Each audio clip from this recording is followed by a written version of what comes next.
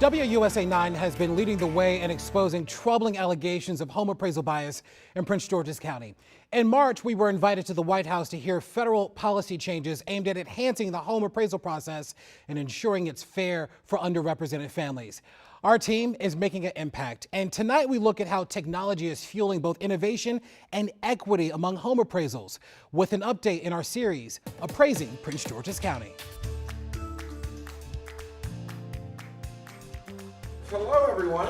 Dr. Andre Perry, senior fellow at the Brookings Institute, is acutely aware of the impact of alleged home appraisal bias. But just how do you conceptualize this issue? I will answer it this way. We were with him as he moderated a forum with some of Maryland's gubernatorial candidates and Prince George's County residents about the issue in February.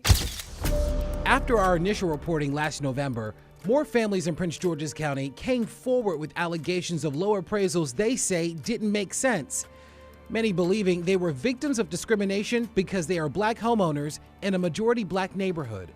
Nichelle Shaw is one of them. Because when I was talking to my friends and my family, I was like, this doesn't sound right to me. I knew in my gut that it was wrong. It's a house, but it's my house. You know, I bought it by myself and I try to do the best I can with it. But it really hurt me.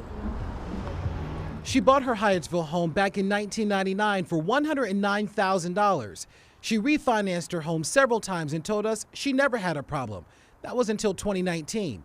The first appraisal on her home came back at $273,000. When I got the report back, it was saying stuff like I needed to paint the house, I needed to fix the taps, and really it was working out so I would have to spend about $5,000 to refinance a house I'm staying in. The report didn't make sense to her. Shaw said the average house, similar to her own, was selling for $300,000 in the neighborhood. I felt a little foolish because I was like, maybe I don't know.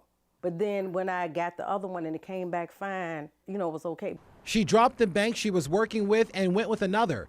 That report came back at $315,000, an increase of $40,000.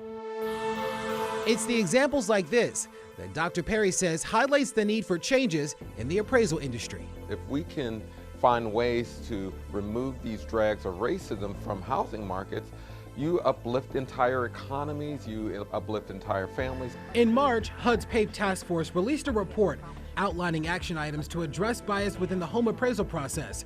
Some of the recommendations included enhanced enforcement of fair housing laws and requiring bias training for appraisers. The Brookings Institute partnered with Ashoka, a social entrepreneurship organization, to create the Valuing Homes in Black Communities Challenge. The competition gave 10 organizations up to $100,000 to address devaluation. Rosalind Williams, co-founder of With Action, was one of the winning organizations. I think that that a lot lies in the guidelines for appraisers that really just recreates redlining in black neighborhoods. With Action uses what it calls restorative appraisals, requiring appraisers to use comparable sales from wealthy white neighborhoods when appraising homes in black neighborhoods. I selected the word restorative because it's what it should have been. John Liss, CEO of True Footage, made it to the semifinals.